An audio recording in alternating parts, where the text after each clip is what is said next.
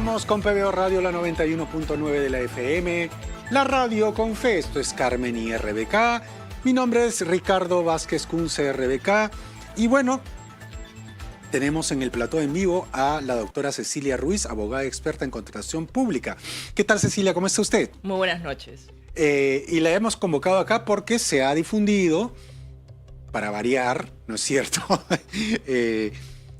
que en el Congreso habrían sido contratados empleados, aparte de que existe una cantidad sobrante de empleados, pero habrían sido contratados empleados en esta digamos, periodo congresal, que habrían dado documentos falsos para ser contratados. Entonces yo me pregunto, ¿de quién es la responsabilidad de esto? Porque los congresistas, voy a leer, los trabajadores son Jorge Torres Arabia, fue contratado como jefe de la Oficina Legal y Constitucional del Congreso de la República con un sueldo de más de 19.000 soles mensuales. Esto no es posible, yo he trabajado en el Congreso, si es que una bancada no lo pone. O sea, no es porque entra por concurso, porque presenta su currículum, no. Una bancada es la que lo pone ahí. Y la otra es Isabel Cajo, contratada como auxiliar en la Oficina Legal del Congreso en junio del 2024, con un sueldo de 4.400 y pico soles, que a los pocos meses duplicó en 8.000 soles. Y Mireya Walter Lozano trabajó 2 meses en la Oficina de Asesoría Jurídica del Congreso, con documentos que presuntamente acreditaban estudios en la Universidad César Vallejo, los cuales no serían verídicos. Entonces aquí la pregunta es, ¿de quién es la responsabilidad? Hay una oficina en el Congreso que se llama Recursos Humanos, que es la que pide la documentación. A mí me la pidieron cuando trabajé ahí, y se supone que esa oficina es el filtro, ¿no es cierto? Es decir, cualquiera googlea, ¿no es cierto?, si es que esta persona tiene el título, tiene refrendado por la SUNEDU, etcétera, etcétera, etcétera. Pero por lo visto, como vienen recomendados ya directamente por los partidos, o se hacen de la vista gorda o ese filtro no funciona. Entonces, ¿de quién es la responsabilidad acá? Bueno, definitivamente se hace necesario hacer para cada uno de estos casos la trazabilidad adecuada de cuáles son todos aquellos funcionarios que concurren en este proceso de filtro que alude usted.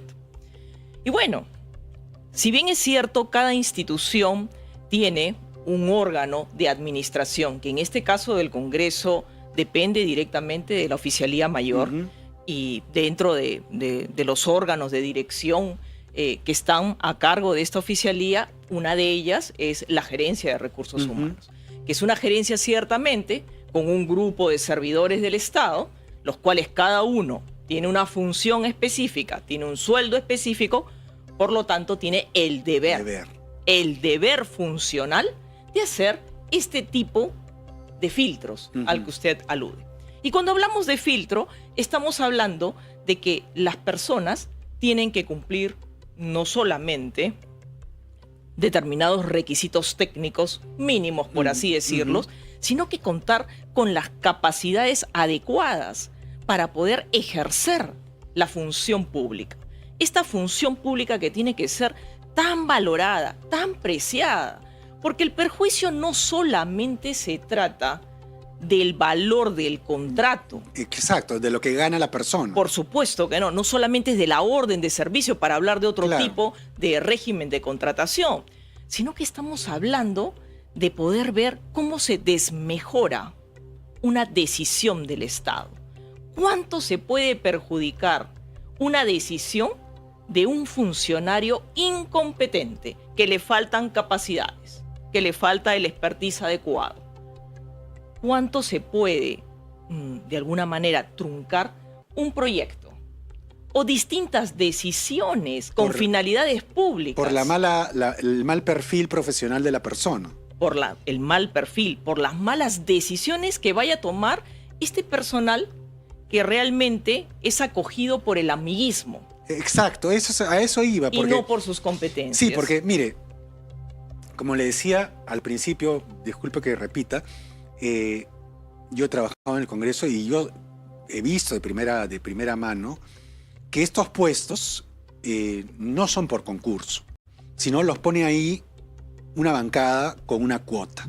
Incluso recursos humanos, que tiene un personal, digamos, de planta, se podría decir, o sea, que trabajan de siempre para el Congreso, es jefaturado por alguien puesto, por un jefe puesto por una bancada. O sea, hasta ahí llega esa situación.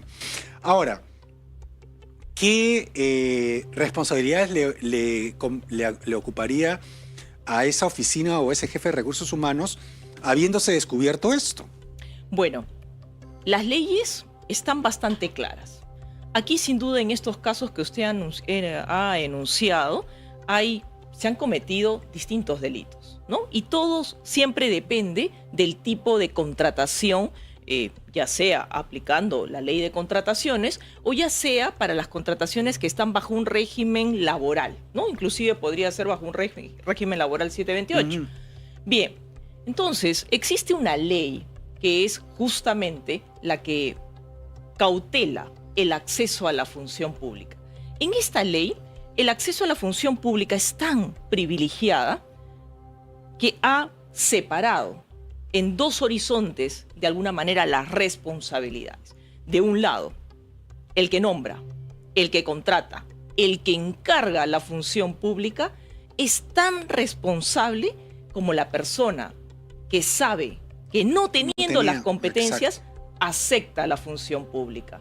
Porque, digamos, para conseguirse un diploma de azángaro. Por supuesto. No, o sea... Porque más allá de la falsa declaración en un procedimiento, por sobre todo para detentar la función pública, más allá de que ese solo hecho es delito, es una situación agravante el hecho que suceda dentro del ámbito público para ejercer la función pública. Ahora, ¿qué penas tendrían estas personas? Es decir, en primer lugar, quienes han presentado documentos falsos, es decir, los trabajadores y el jefe de recursos humanos del Congreso, que supongo que tendrá que asumir alguna responsabilidad. Sí, por supuesto. El Código Penal ha establecido para ello en un rango de 1 a 4 años y adicionalmente, bueno, los procesos disciplinarios correspondientes.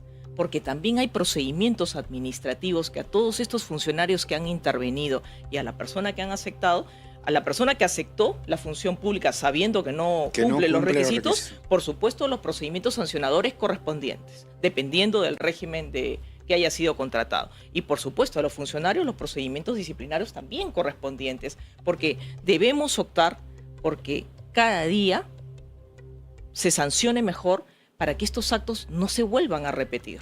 Ahora, ¿usted cree, ya es una pregunta no jurídica, pero es una pregunta de otro tipo, es que eso se logre? Es decir, que mañana tengamos la destitución del jefe de recursos humanos y a estas personas se les haga algún proceso penal, o esto va a pasar como siempre pasa, por agua tibia en el Congreso. Es una muy buena pregunta. Yo la voy a responder aludiendo a otros actores en esta gran cadena de trazabilidad que es necesario hacerla. ¿Dónde está la Oficina de Integridad del Congreso? ¿Dónde está el Procurador del Congreso? Hay muchos funcionarios, hay muchas entidades que tendrían que protestar, que tendríamos que verlos todos actuando en este momento, haciendo las denuncias correspondientes, iniciando los procesos correspondientes. Justamente, toda esta situación va socavando diariamente la confianza de todos los ciudadanos. Para ellos tenemos que dar ese mensaje, que se inicien estos procesos y que se sancionen como debe ser. Bueno, le agradecemos mucho a la doctora Cecilia Ruiz, abogada experta en contratación pública, por habernos dado este excelente panorama tan claro de estas contrataciones que no tienen sustento en el Congreso. Es decir, que incluso se presentan con papeles falsos para ocupar un puesto de trabajo, una canonjía, así se llamaba antiguamente, una canonjía, para trabajar unos meses, para trabajar un año, ¿no es cierto?, pero ganando unos buenos sueldos, pero sin tener las competencias debidas. Le agradezco mucho su presencia en el programa, amigos, no hay tiempo para más. Nos vemos el día